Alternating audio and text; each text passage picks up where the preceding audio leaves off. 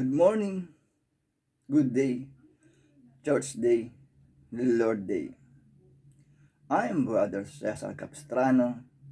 Muli na naman pong magsishare sa inyo ng Word of God. Ang ating pong topic sa araw na ito, naranasan mo na bang malasing? Ano ba ito? Sa Biblia, ating pong aalamin yan. Meron tayo isang talata sa araw na ito. Bago ko po basahin ang talata, tayo po'y manalangin muna. Diyos amang nasa langit, makapangyarihan sa lahat, sambahin ang ngalan mo. Diyos Ama, maraming salamat po sa gabay, biyaya na pinagkakaloob niyo sa amin, sa bawat isa sa amin. Di po kami magsasawang magpasalamat, Diyos Ama. Sa muli na naman pong pagdilat ng aming mga mata ay napakalaking biyaya po ito para sa amin. Magagampanan na naman namin ang aming tungkulin para sa aming sarili, pamilya, trabaho, at kaawaan niyo po kami, Diyos Ama, kung kami po ay nagkukulang po sa inyo, Diyos Ama. Papasukin niyo po sa amin ang inyong presensya upang sa ganun po ay lubos namin maunawaan, maintindihan ang inyong salita na makapangyarihan at buhay, Diyos Ama. Ang ngalan ng Panginoong Yesus, Amen.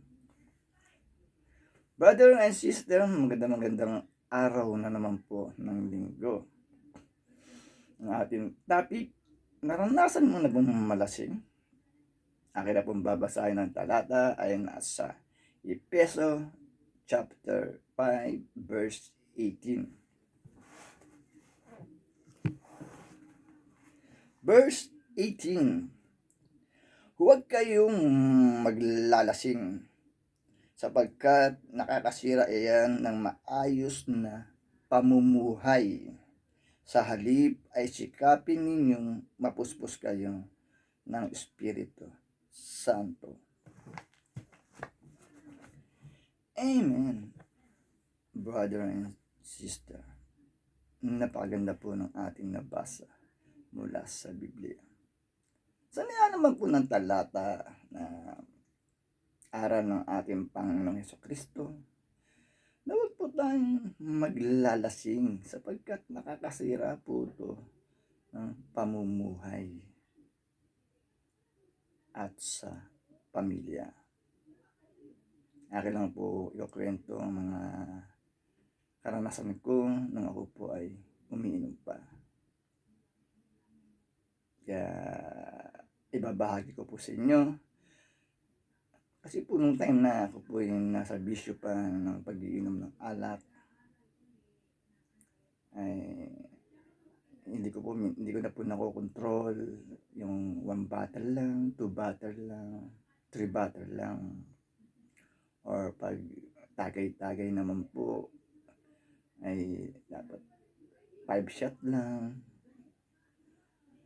Ay pag napaganda po ang kwentuhan, napapasarap, ay nakakarami na po.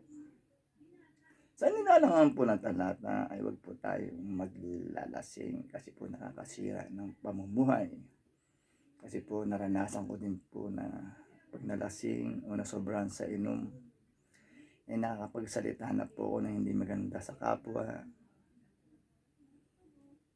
at nagiging malakas ang loob, matapang, ay lalong-lalo na po pagdating sa work, kinabukasan may hangover, hindi makakapasok man, masama ang pakiramdam. Isa pa po sa kawilian ng mga maglalasing o nararanasan ng mga nalalasing ay nagiging galante, bunot ng bunot, hindi na alam kung magkano yung naibibigay na pambili ng alak o magkano yung nasishare sa inuman. Ang nangyayari po kalibukasan po ay wala ng budget. Kaya sa aral ng ating Panginoong Hesukristo, huwag po tayong maglalasing kasi po nakakasira ng pamumuhay ng pagkatao.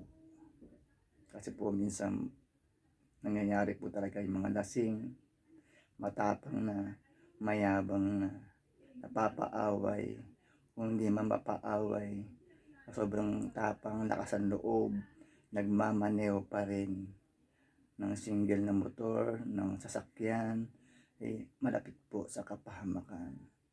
Kaya ang aral po ng ating Panginoon Hesus ay huwag po tayong maglalasing. Napakaganda po ng mensahe na ating nabasa mula sa Biblia. Kaya po sana ay huwag tayong manawa makinig every Sunday. Ang akin pong ibinabahagi ng salita ng Diyos na buhay at makapangyarihan. Upang sa ganun po ay magkaroon tayo ng kaalaman, gabay, at control dito sa sanlibutan. Tatapos na po ang ating topic, tayo po manalangin muli.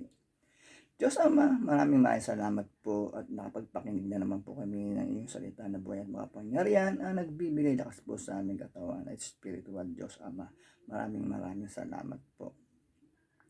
Sa ngalan ng Panginoong Hesus, Amen. Brother and sister, magandang araw na naman po ng linggo at sa walang sawa niyo po pagkikinig. Lagi po tayong mag-iingat at magdadasal. God bless to all.